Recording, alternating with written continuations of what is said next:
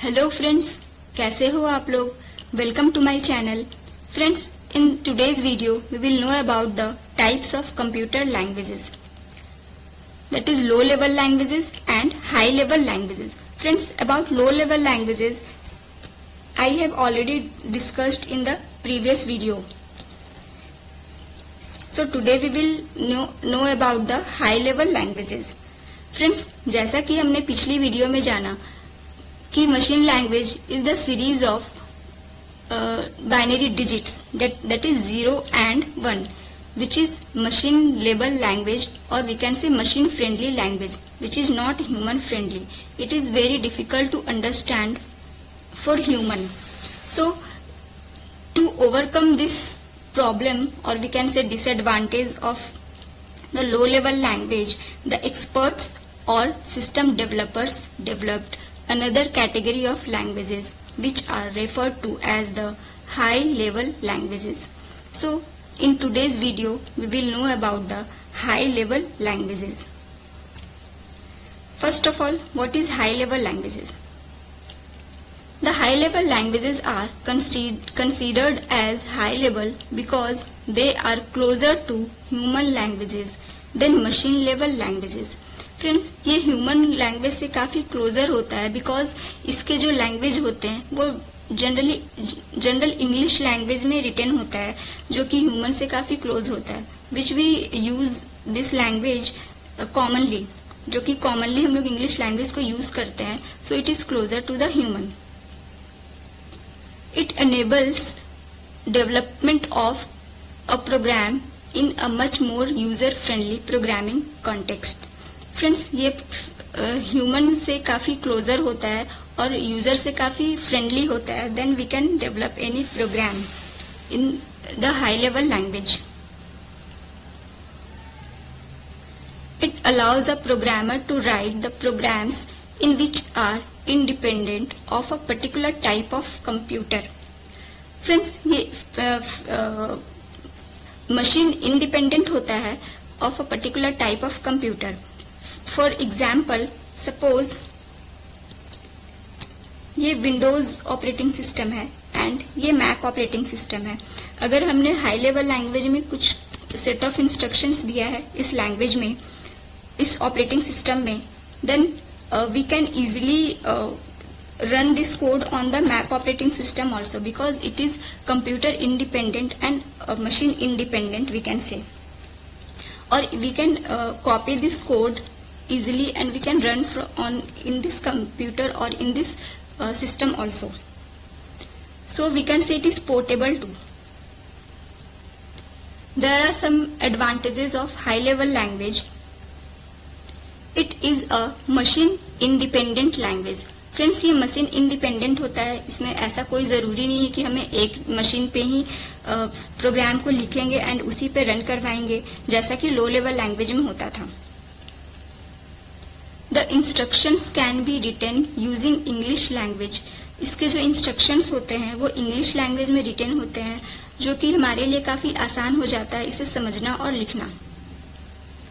It is easier to understand and develop the program logic because it is written in the English language.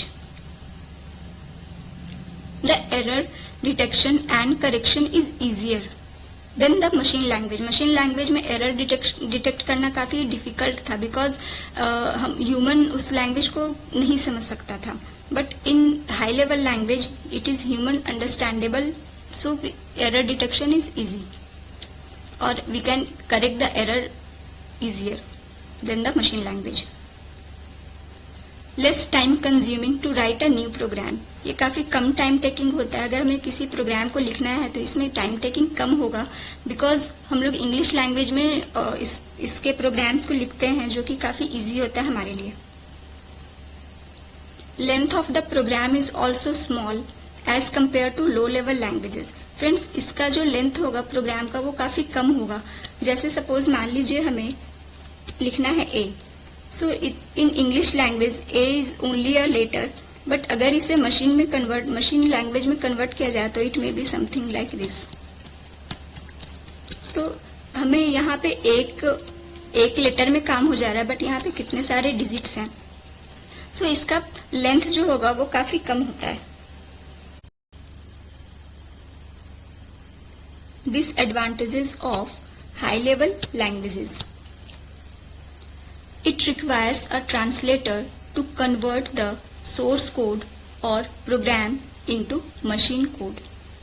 Friends, यहाँ पे एक translator की जरूरत होती है हमें, बिकॉज हाई लेवल लैंग्वेज जो है वो मशीन डायरेक्टली नहीं समझता। तो मशीन में कन्वर्ट करने के लिए we need a translator that is called compiler. Compiler जो है वो हाई लेवल लैंग्वेज को मशीन लेवल लैंग्वेज में कन्वर्ट करता है। It takes additional translation time to translate the source code to the machine code. और जो कंपाइलर है, ये जो कन्वर्टिंग का टाइम है, ट्रांसलेशन का जो टाइम है, वो इसमें टाइम टेकिंग प्रोसेस होता है। So this is the disadvantage of high level language. High level programs are comparatively slower than low level programs. Friends, ऐसा इसलिए होता है बिकॉज जो लो लेवल प्रोग्राम्स है, जो लो लेवल लैंग्वेजेस है, उसे मशीन डायरेक्टली समझ लेता है एंड हाई लेवल प्रोग्राम्स को मशीन डायरेक्टली नहीं समझता। तो उसे ट्रांसलेशन करने में, उसे ट्रांसलेट करने में मशीन को टाइम लगता है, इसलिए वो थोड़ा स्लो होता है rather than machine level language. It cannot communicate directly with the hardware, और ये डायरेक्टली कम्युनिकेट नहीं कर सकता है हार्डवेयर से, high level language. So these are the disadvantages of high level languages. Now come on the POP, procedure oriented programming. Friends, POP is nothing but it is a short form of procedure oriented programming. POP is a language in which list of instructions are organized into groups which are known as procedures, or it is also known as routines और functions. Friends, functions क्या होता है? If we talk about the function, then simply we can take example, suppose birthday celebration.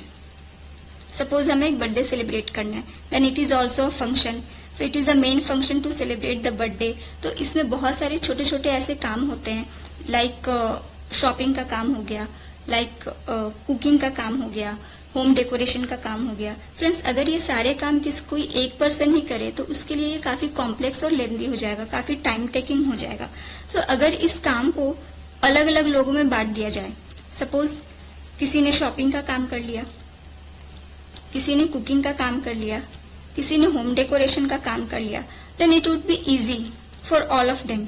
So we can say it is the main program, it is the main program, और this is the means सबको अलग अलग task assign किया गया है। That is the task 1, that is the another task 2, task 3। So ये हमारा main function क्या है? कंप्लीट बर्थडे सेलिब्रेट करना। और ये another function, we can say function 1, ये फंक्शन 2 और ये फंक्शन 3। सो एक मेन फंक्शन के अंदर अलग अलग फंक्शंस हैं जिसे अलग अलग टास्क परफॉर्म करना है। So this is called, we can say sub programme. और अलग अलग छोटे छोटे फंक्शंस एक मेन फंक्शन के अंदर अलग अलग छोटे छोटे फंक्शंस अपने अपने टास्क परफॉर्म करते हैं। So that is called procedure. Then finally the main function means birthday celebration will be executed.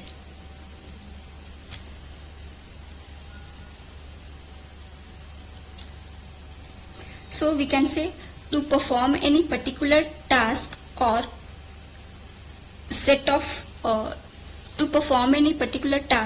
set of functions are compulsory. So these are the set of functions. Function 1, function 2, function 3. These are the set of functions to perform a particular task.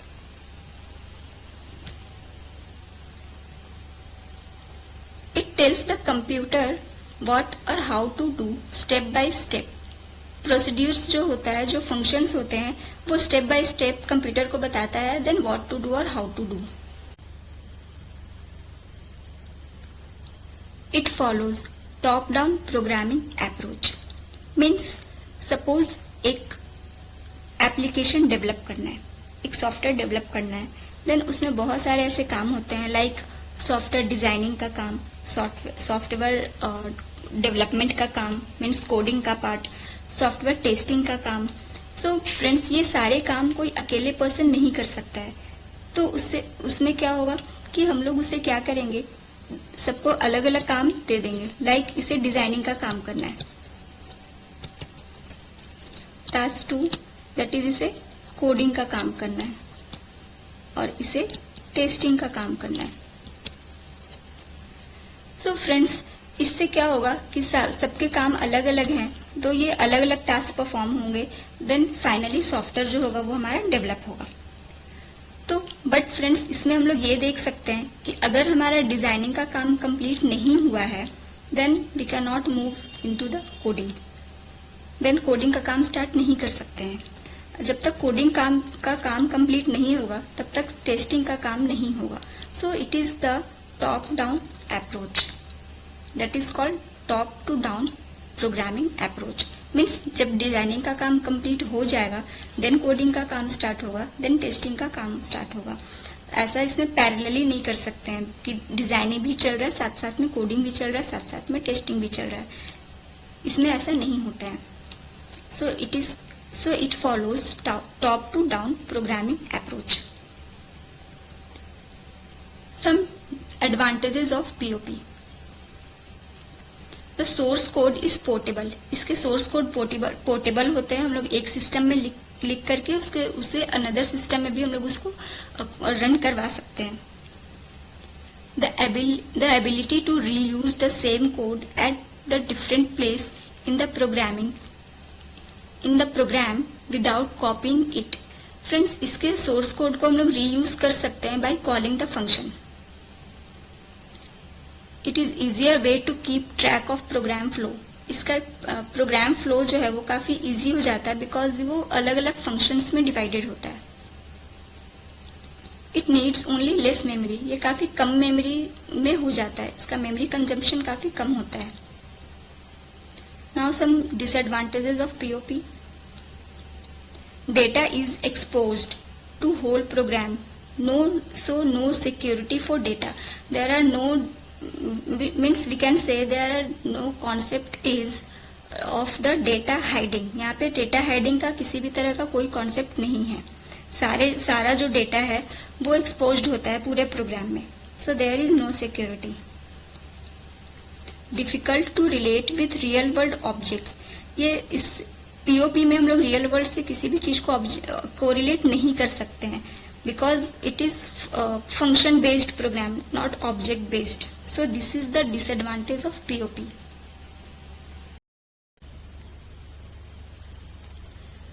Now object oriented programming, Object-oriented programming refers to languages that uses objects in programming. Friends, first of all, we will know that what is object. Object means a real-world entity such as pen, chair, table, computer, watch, mobile, car, TV, whatever we see. ये सारे को हम लोग object ही बोलते हैं, which we can touch and feel. वो सारा हमारा ऑब्जेक्ट ही होता है, which is we can say it is real world entity, जो कि रियल लाइफ में एग्जिस्ट करता है, उसे हम लोग ऑब्जेक्ट बोलते हैं। Each real world object contains characteristics and behavior. And friends, सारे जितने भी रियल वर्ल्ड ऑब्जेक्ट हैं उसका कुछ न कुछ कैरेक्टरिस्टिक एंड उसका बिहेवियर होता है। फॉर एग्जाम्पल अ कार, ये एक रियल वर्ल्ड ऑब्जेक्ट है, ठीक है। तो ये कुछ इसके कैरेक्टरिस्टिक्स हो गए, लाइक कार का कलर कैसा है, उसका मॉडल क्या है, कितना उसका प्राइस है, ये सारे इसके कैरेक्टरिस्टिक्स हो गए। And there are some behaviour like start, drive, park, brake, तो ये सारे उसके बिहेवियर हैं। For another we can say another example like mobile. Suppose एक मोबाइल, उसका कुछ कलर होगा, कुछ मॉडल होगा, ये सारा उसका कैरेक्टरिस्टिक है, जो कि उसका कलर कैसा है, उसका साइज क्या है, उसका वेट क्या है, ये सारा। And behaviour like turn off, like switch off the phone, switch on the phone, और whatever the operations, this is called behaviour of a object. Object-oriented programming is a methodology or paradigm to design a program using classes and objects. Friends, class is nothing but it is a blueprint of an object. ये object का ही blueprint होता है. जैसे ये एक car, ये real world में exist कर रहा है, it means it is a object. So ये कार बनने से पहले कुछ कॉन्सेप्ट्स रेडी होते हैं. इसके ऊपर किसी भी ऑब्जेक्ट के ऊपर पहले कुछ कॉन्सेप्ट रेडी होता है, पहले उसका ब्लूप्रिंट रेडी होता है. That is called class. It follows bottom top programming approach. और ये bottom to top programming approach होता है. फॉर एग्जाम्पल, सपोज फ्रेंड हमारे पास कुछ एरिया है, इस पे हमें घर बनाना है. देन हम लोग सबसे पहले ग्राउंड फ्लोर रेडी करेंगे, देन उसके ऊपर का बिल्डिंग फर्स्ट फ्लोर रेडी करेंगे, देन सेकंड फ्लोर रेडी करेंगे, देन थर्ड फ्लोर रेडी करेंगे. इसमें ऐसा नहीं कर सकते हैं कि पहले हम लोग थर्ड फ्लोर बना लिए देन हम लोग फर्स्ट फ्लोर बनाए. ऐसा नहीं कर सकते. ये हमेशा नीचे से ऊपर जाएगा. So it is called top bottom to top programming approach. जैसे हमारा घर जो बनता है वो इस तरीके से रेडी होता है, बॉटम टू टॉप की तरफ जाता है. सो ऑब्जेक्ट ओरिएंटेड प्रोग्रामिंग जो होता है वो भी bottom to top programming approach को फॉलो करता है. Now we will see some advantages of object-oriented programming. A real-world idea can be demonstrated as everything in OOPS is treated as an object. Friends, real-world ideas को हम लोग इसमें implement कर सकते हैं because it is related to object. Faster development of code is done as we develop classes parallel instead of sequentially. इसका जो development होता है वो काफी फास्ट होता है बिकॉज इसके जो लैंग्वेज होते हैं वो ह्यूमन से काफी फ्रेंडली होते हैं. UP provides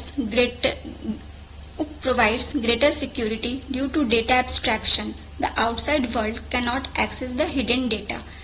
Means data abstraction, we can say data hiding concept. Means हम क्लास एंड ऑब्जेक्ट के प्रोग्रामिंग में सारे डेटा को हम लोग एक्सपोज नहीं कर सकते हैं या फिर नहीं करते. अगर हम लोग चाहें किसी डेटा को हाइड करके रखना तो वो हम लोग उसे हाइड कर सकते हैं. Now some disadvantages of OOPS. Designing a program with an OOP concept can be tricky. Friends, इसके UPS कॉन्सेप्ट के जो प्रोग्राम्स होते हैं, क्लास एंड ऑब्जेक्ट के जो प्रोग्राम्स होते हैं वो लिटिल बिट ट्रिकी हो सकते हैं बिकॉज उसमें क्लास क्रिएट करना, ऑब्जेक्ट क्रिएट करना, उसके फंक्शंस को बनाना, तो ये सारा थोड़ा टाइम टेकिंग प्रोसेस होता है. So it can be tricky. A programmer needs to plan beforehand for developing a program in object oriented programming. Friends, जो भी ऑब्जेक्ट ओरिएंटेड के प्रोग्रामिंग होते हैं, जैसा कि हमने जाना कि class is a conceptual model, वो हमें ऑब्जेक्ट बनाने से पहले क्लास के कॉन्सेप्ट को रेडी करना होता है. सो इसे पहले बनाने से पहले इसे क्रिएट करने से पहले उसके जो भी प्लान्स हैं वो पहले हमें रेडी करने होते हैं. OOPS programs are larger in size. The execution time for these programs is also more. और इसका साइज काफी बड़ा हो जाता है बिकॉज इसमें हम लोग पहले क्लास क्रिएट करते हैं, देन उसके अंदर बहुत सारे जो फंक्शंस बनाते हैं उनके मेंबर फंक्शंस, देन ऑब्जेक्ट बनाएंगे, देन ऑब्जेक्ट के थ्रू फंक्शंस को कॉल करेंगे. तो इसके प्रोग्राम, ऑब्जेक्ट ओरिएंटेड के प्रोग्राम का साइज काफी बड़ा और लेंदी हो जाता है और इसलिए इसके एग्जीक्यूशन में भी टाइम लगता है. So these are the disadvantages of object oriented programming. So friends, आज हमने इस वीडियो में जाना about high level languages, procedural language and object oriented languages. और लो लेवल लैंग्वेज के बारे में मैंने ऑलरेडी वीडियो बना रखी है जिसका लिंक मैंने डिस्क्रिप्शन में दे रखा है, आप वहां से उसे फॉलो कर सकते हैं. So friends, I hope you liked the video. If you liked the video, please like, share and subscribe the channel. अगर आप इस चैनल पे नए हैं तो प्लीज इसे सब्सक्राइब करें ताकि आने वाली वीडियो की नोटिफिकेशन आपको मिलती रहे. सो फ्रेंड्स, फिर मिलते हैं हम लोग अगले नए वीडियो के साथ. Thank you.